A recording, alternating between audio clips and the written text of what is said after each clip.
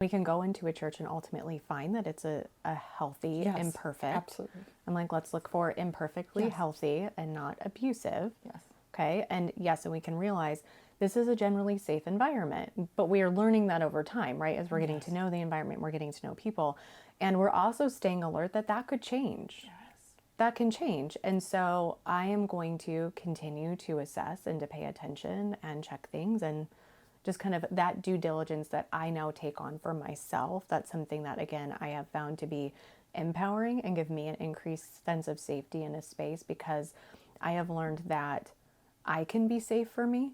And that is something I had to learn, because I went through the, well, how do I trust others? Well, how do I trust me? How do I trust God? Who is He? What are boundaries? Are those a thing? Are those okay? Like, are those biblical? And all of the different elements that we go through when we have survived some form of spiritual abuse. And so landing in a place of like, yes, there can be a sense of safety, but I'm not giving my safety. And I want to be, again, this is a journey that I have been on. I want to be cautious. If anyone's like, well, I didn't do that and that's why this happened. No, it happened because of everything else we're talking about. Right. It happened because bad people did bad things. That's why it happened. I have now learned, because I know that bad people exist and they are trying to do bad things amidst the really good people who are trying to do really good things and are giving genuine apologies and doing kind things. I have learned that I can better safeguard myself in ways that I didn't have accessible to me before, because I either couldn't because I was young, or I just didn't know as I got older. In addition to them not wanting us to know, while we are then trying to process what we are seeing, when we don't have that framework for it, when we are saying, oh, I'm going into a church, like this is supposed to be healthy, this is supposed to be safe, the easiest answer is that we're wrong. Yes. That's the easiest answer is, well, I'm the problem. Again, if we're not narcissistic, that is most often the answer we're going to go to, is like, oh, well, I'm the problem. And so then it's, okay, well, and then this makes sense. It makes sense if I'm the problem. And so I remove me from the equation, and now all of this, okay, makes sense again. Because we are recognizing something that is out of place. Like, this is out of place. This doesn't make sense here. How do I make it make sense? And that is the simplest answer. And so I would caution against the simplest answer. Sometimes it could be the simplest answer. In this case, it's probably not. Life in general, sometimes the simplest answer is the correct one. But in this case, no, it is probably that you are seeing contradictions. You're seeing, yes, you're seeing that dissonance, you're seeing that incongruence, and it is really, really good that you're recognizing it. And let's go ahead and key into that. And again, we're going to slow down, we're going to pause, and that can take as much as it takes in order to make sure that we are continuing forward in a way that is safe and healthy for us and for others. And a lot of times I refer back to like when the Bible talks about wolves in sheep's clothing, and I say, do you know what wolves in sheep's clothing look like? Sheep.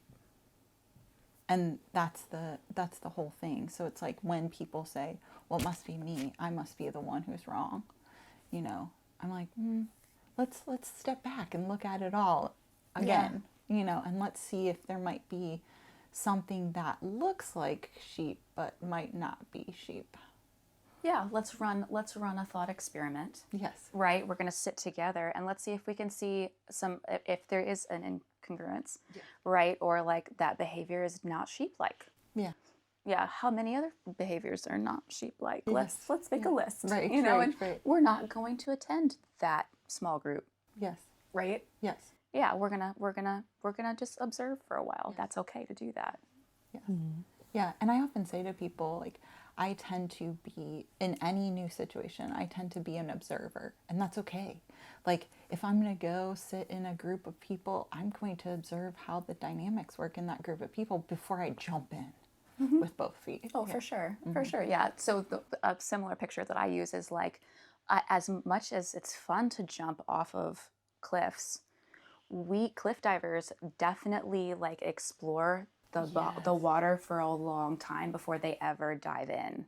So like you can slow down regardless of whether or not they're super excited about you being there and they want you to join this and this and this and this and this, and they want you to, like, you know, what is the vibe in the fall? Circles are better than rows or whatever, where everybody gives exactly the same sermon, to get everybody to join a small group. Like, that's fine. You can join small groups. It's okay. But especially people who have been through what we've been through, like, you also do not need to do that. Yes. You can go as slowly as you need, or at all.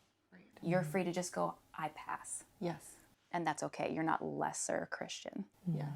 And as someone is unpacking all the, like we're talking about people who have been harmed and traumatized, like as they're unpacking all of that, even still to this day, even though I feel like I say this a lot to people, they're like, I can't pick up the Bible right now, or I can't set foot in a church. That's okay.